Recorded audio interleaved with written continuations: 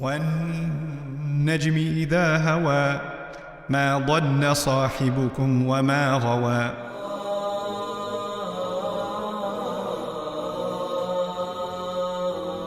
Make the most of this series by downloading our free workbook for a guided contemplation of this powerful surah.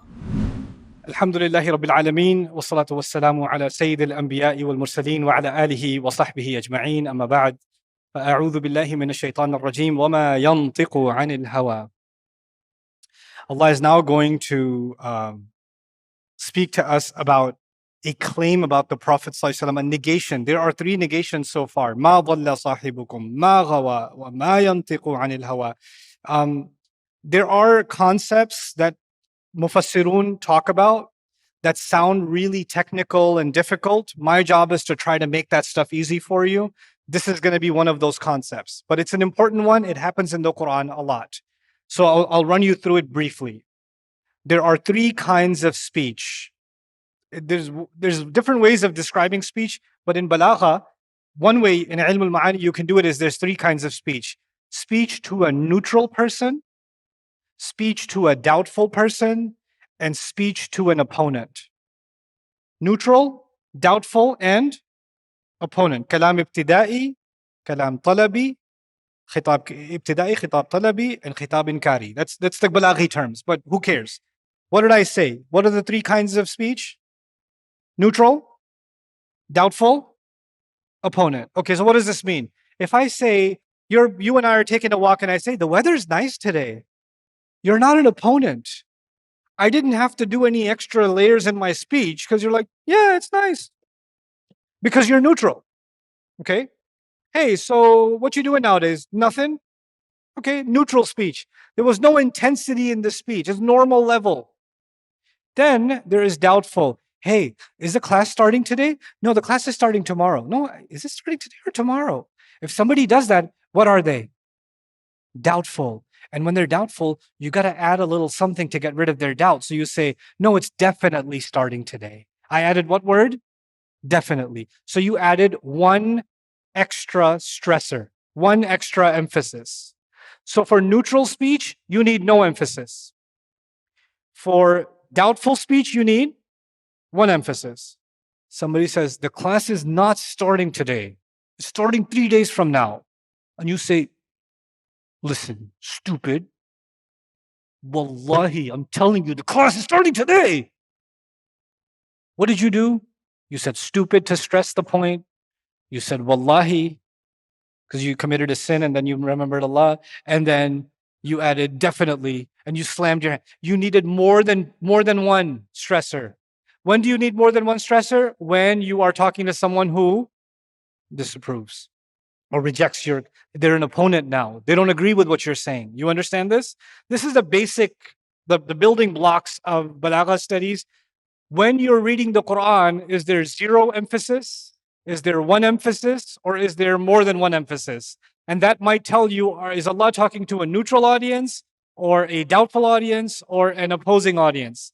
But this is the building blocks. Then it gets more complicated because if you're super good at this, you might be talking to somebody who's opposing you, but you're talking as if they're neutral. Like somebody says, I'm going to kill you, I'm going to destroy you. And you're like, you're not. And you're totally calm. You know what that is? You are so confident that they have nothing, that you don't even have to respond to the opponent as an opponent. You're responding to them as if they are as much a non-threat as a neutral one.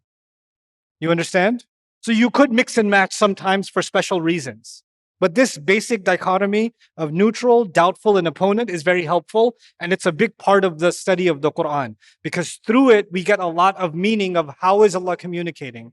Remember, the same strands are there, right? The same concepts are being presented. But how are they being presented? Who are they being presented to? This is important. The reason I brought that up is the word ma and the oath in the beginning are double stress. Allah is talking to opponents. From the style of the speech, it's clear that Allah is talking to who? Opponents who are saying he is lost. He has an agenda.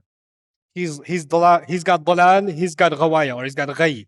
That's who they're claiming him to be. And he's responding with an oath, which is already a stress. وَالنَّجْمِ إِذَا هَوَى. Then مَا ضَلَّ صَاحِبُكُمْ وَمَا غَوَى. There's a two ma there, right? And it's not لَمْ يَضِلَّ صَاحِبُكُمْ وَلَمْ يَغْوِ. So because lam is not extra stress, but ma is. And then وَمَا يَنْطِقُ عَنِ الْهَوَى. Now, and the common translation of this is, he does not speak from desire. The common translation is what? He does not speak from desire. We're going to tear that apart. We're going to go a lot deeper than that in order to understand this. Yantiqu, first of all, is used for eloquent speech, well put together speech. It comes from the secondary meaning it is tightening something or gathering something together, gathering your thoughts together, gathering words together. Every word is gathering letters together. But when you coherently gather your thoughts and words and ideas together, then it becomes nutq, coherent speech. So that's the word nutq. This is a side note about it. And he doesn't speak, and he never says anything based on what we said desire so far. But we'll dig into desire later.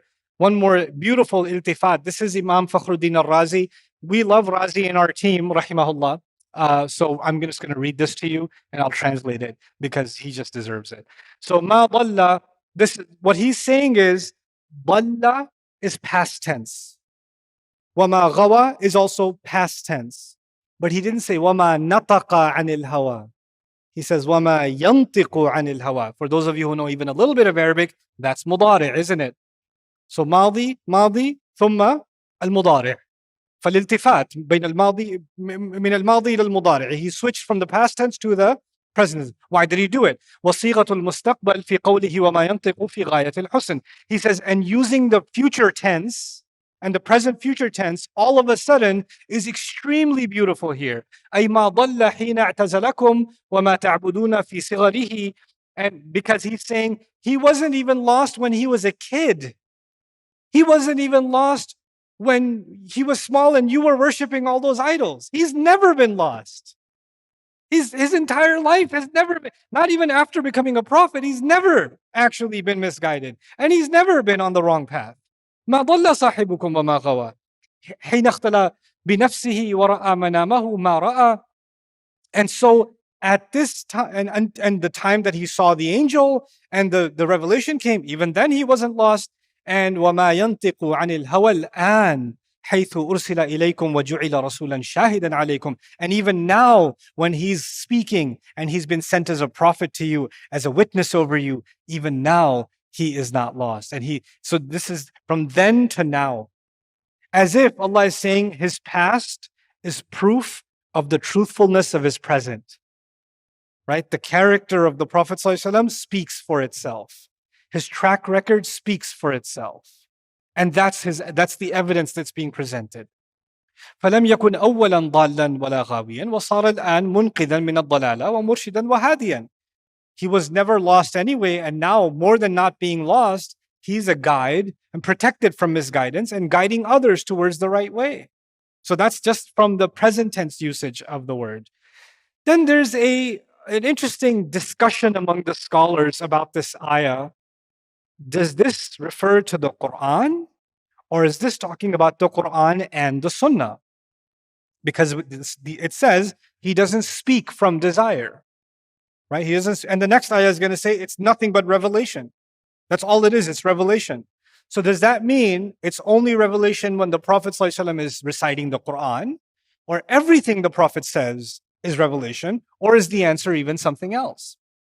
The first thing, we're going to look at the early commentary. So this is from At-Tabari. وَمَا يَنْطِقُ مُحَمَّدٌ بِهَذَا الْقُرْآنِ عَنْ هَوَاهُ.